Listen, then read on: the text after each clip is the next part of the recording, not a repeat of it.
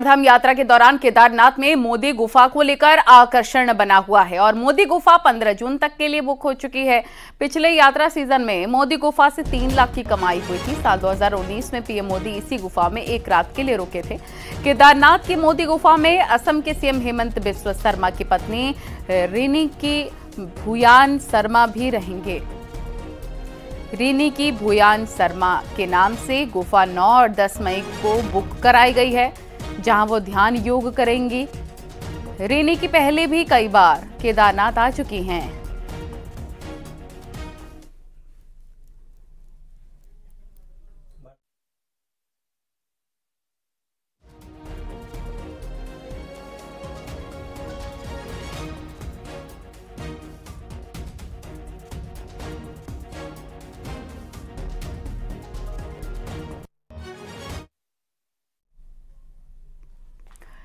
चारधाम यात्रा को लेकर लोगों में काफी उत्साह नजर आ रहा है। अभी यात्रा के लिए 13 लाख से ज्यादा रजिस्ट्रेशन श्रद्धालु करा चुके हैं। सबसे ज्यादा केदारनाथ धाम की यात्रा के लिए रजिस्ट्रेशन हुए हैं और केदारनाथ के लिए अभी तक 4.5 लाख लोगों ने रजिस्टर्ड करा लिया है। वहीं बद्रीनाथ धाम की यात्रा के लिए 3,80,000 रजिस्ट्रेशन अब तक हो चुके हैं। वहीं चारधाम रजिस्ट्रेशन प्रक्रिया में भी बदलाव किया गया है। अब रजिस्ट्रेशन के दौरान हेल्थ पैरामीटर भी भरना होगा।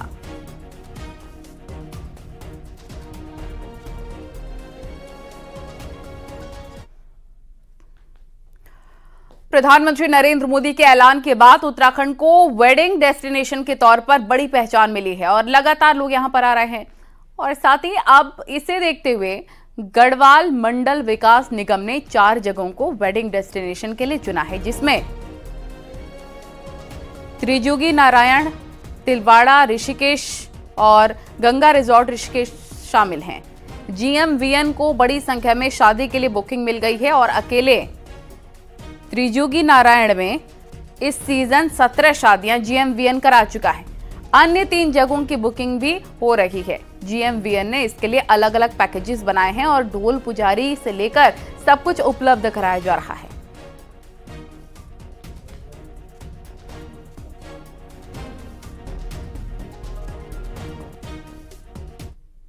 शादी वही हुई थी तो हम उसी पे कर रहे हैं कि वही कोशिश हुई कि हम उसको प्रकृति में छेड़छाड़ न करके हम जो उनके पुराने रीति रिवाज है उसी में ढोलक है वो है जो उनके लोकल हुआ है। हम कोशिश कर रहे हैं कि जैसे हम दाल भात पहले हमारे उसमें चलते थे कि बैठ के पंगत में बैठ के वो भी कोशिश कर रहे हैं।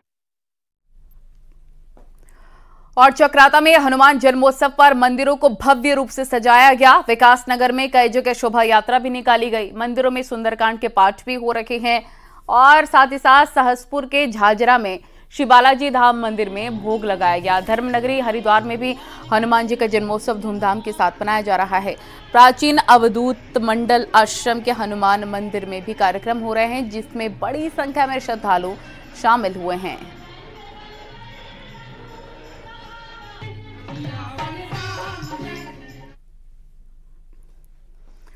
उत्तरकाशी में आज मणिकर्णिका घाट और विश्वनाथ मंदिर में देव डोलियों का तांता लगा रहा, जिसके चलते आस्था का सैलाब उमड़ा। उत्तरकाशी के रामलीला मैदान में 23 अप्रैल और 29 अप्रैल तक अष्टादश महापुराण का आयोजन किया जा रहा है। इससे पहले आज देव डोलियों को स्नान कराया गया।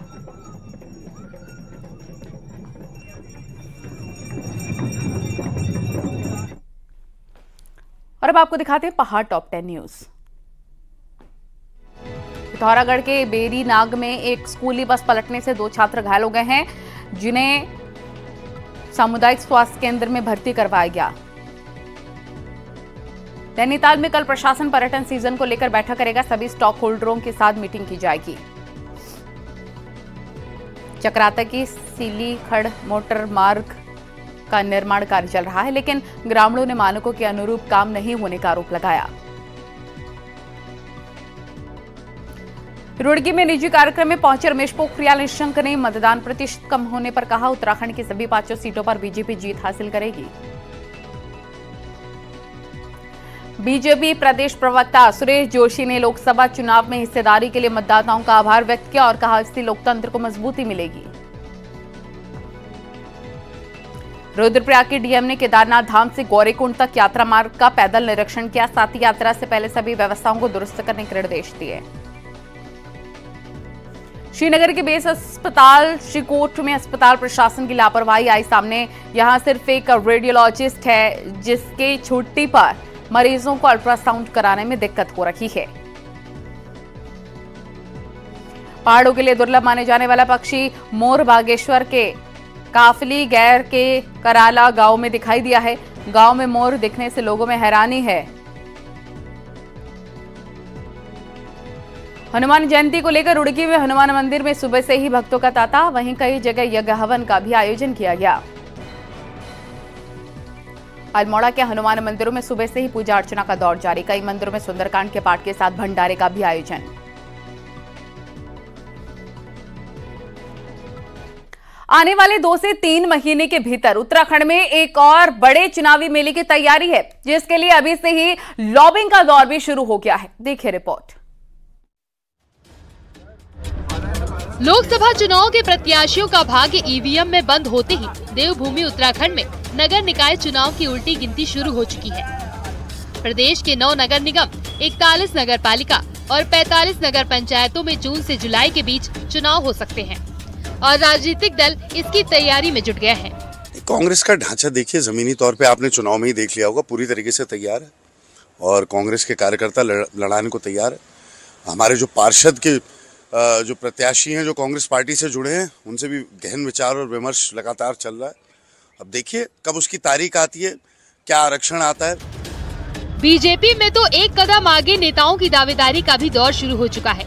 विशेषकर महिला और ओबीसी वर्ग के नेता अपना भाग्य टटोलने में जुटे हैं। सवाल है, जाहिर सी बात है कि पार्टी में आने के बाद जिज्ञासाएं तो होती हैं और अगर पार्टी हमें मौका देगी, क्यों नहीं, जरूर मैं दावेदारी करूंगी। जाहिर है लोकसभा के तुरंत बाद होने वाले ये प्रदेश का पहला चुनाव होगा। साथ ही पहली बार ओबीसी रिजर्वेशन की छाया भी इसमें दिखेगी। कुल मिलाकर नगर निकायों के मुखिया के 30 पद ओबीसी कोटे में जाने को तैयार है। ऐसे में ये कोटा जहां जम जाए, नेताओं के लिए चुनौती है। वहीं नए ओबीसी नेता बनने का रास्ता भी खोल रहा है। हल्द्वानी से न्यूज़ 18 के लिए शैलेंद्र नेगी की रिपोर्ट। और यहाँ रुकना होगा एक छोटे से ब्रेक के लिए। खबरों का सिलसिला लगातार जारी है।